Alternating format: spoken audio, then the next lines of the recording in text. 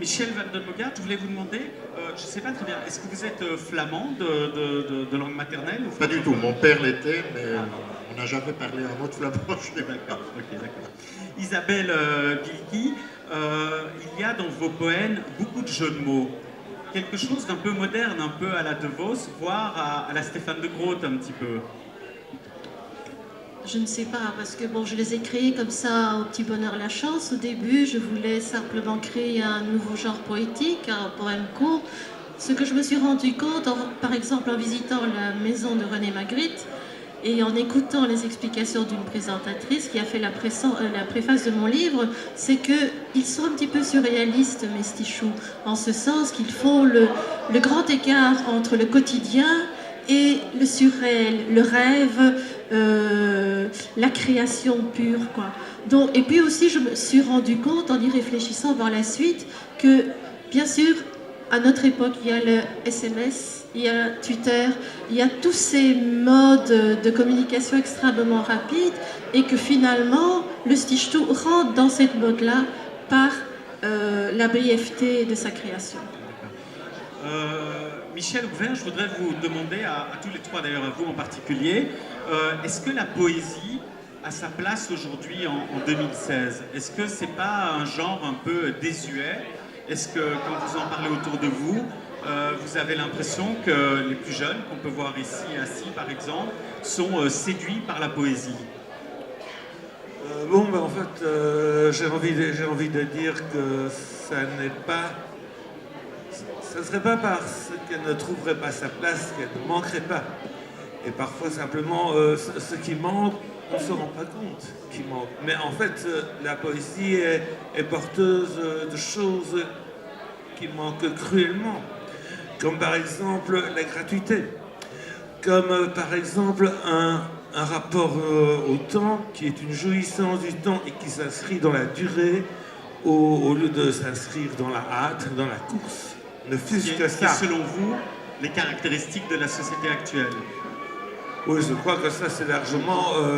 c'est c'est le tout argent, c'est le règne de l'argent, c'est évident. Et alors, par rapport au temps, c'est le règne, effectivement, le temps, c'est de l'argent. Sauf ceux qui, effectivement, sont hors, pratiquement, dans la marge, voilà. Ouais. Et puis je crois aussi que la poésie, elle est très importante parce qu'on parlait du sens, mais dans le sens, pour vraiment, je pense, trouver le sens à notre dimension humaine, il faut passer par le monde sensible et par conséquent par les sens. Et là, en tant que genre littéraire, la poésie s'inscrit dans une sensibilité particulièrement aiguë au mot, à l'espèce de... Un mot, ça ne veut pas dire un sens. Un mot, bien souvent, ça a plusieurs sens. Ça change selon le contexte. Il y a le sens propre, le sens littéral, le sens second, etc. Et donc, bon, je crois que ça fait partie vraiment de ce que la langue a de plus vivant et de plus charnel. Et que c'est important d'en faire ressentir et vivre l'objet. Michel Van den Bogart, que pensez-vous, vous, de la place de la poésie? Est-ce que vous êtes d'accord avec ce que vient de dire Michel? Oui, tout à fait, mais je pense aussi que la poésie, je pense que ce n'est pas Isabelle qui va me démentir, je pense que la poésie est sans doute le genre littéraire qui fait travailler le plus son lecteur. À savoir qu'à la différence d'une nouvelle, d'un roman, on ne dit pas tout. Est-ce que ça, c'est une bonne chose de nos jours? Ah oui, moi je crois que c'est une bonne chose de faire travailler le lecteur. Est-ce que les gens ont envie de travailler? C'est ça le... Oui. C'est certain qu'on ne vend pas autant de poésie que de romans. Oui. Il y a peut-être moins de gens qui ont envie de travailler, mais quand même. L'avantage, c'est important qu'il y ait une route à faire. C'est des suggestions. De la part de celui qui lit, entre les mots qu'a écrit l'auteur. On pourrait remplacer le mot travailler par exister. Et donc à ce moment-là, ça prend une toute autre dimension. Moi, ce que je voudrais ajouter, c'est que quand il y a environ un peu plus de 20 ans, j'ai commencé à fréquenter les milieux poétiques, j'ai constaté qu'il y avait quand même pas mal de poésie hermétique.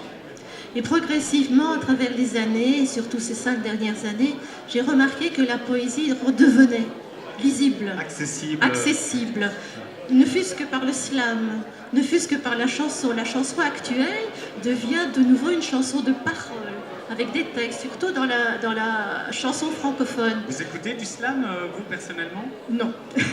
C'est comme Grand Corps Malade, vous savez, c'est pas vraiment du rap, c'est de la poésie sur de la musique. Oui, parce que c'est souvent assez agressif et donc ça m'agace un petit peu. Je trouve qu'il y a moyen de dire des choses fortes sans nécessairement passer par la violence verbale.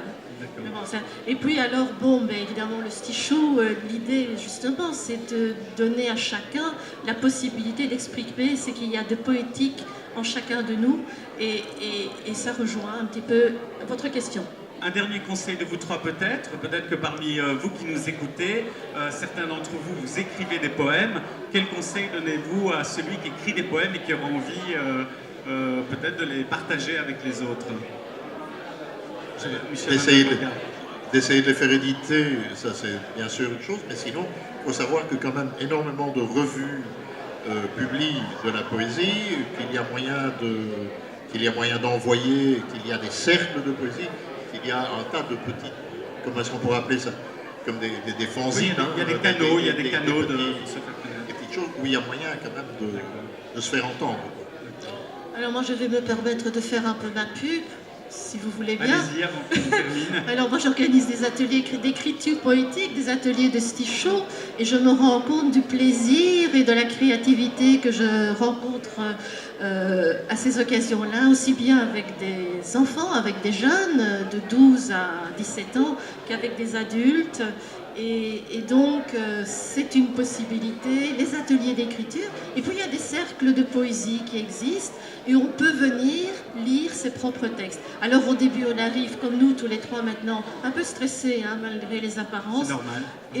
Mais voilà, c'est une occasion de sortir ce qu'on a de meilleur en soi et de le partager. Et on voit la tête des gens, si c'est bon ou moyennement bon ou à améliorer. Voilà. Alors, évidemment, c'était difficile en quelques minutes de vous faire comprendre exactement de quoi étaient faits les livres de nos trois invités. Je vous propose peut-être de leur poser quelques questions. Ils seront ici dans quelques secondes, ou d'aller aux éditions Le Coudrier qui se trouve là-bas. Vraiment, c'est très intéressant.